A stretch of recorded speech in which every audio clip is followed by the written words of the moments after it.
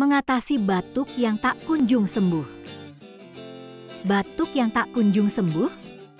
Jika Anda mengalami batuk kering atau berdahak yang disertai sakit tenggorokan, itu bisa menjadi tanda bronkitis.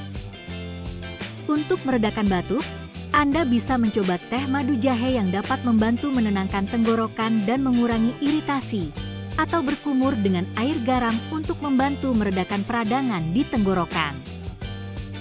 Namun, jika batuk berlangsung lama atau disertai gejala lain seperti demam atau sesak napas, Anda mungkin membutuhkan obat batuk untuk mengatasi gejala, atau antibiotik jika bronkitis disebabkan oleh infeksi bakteri.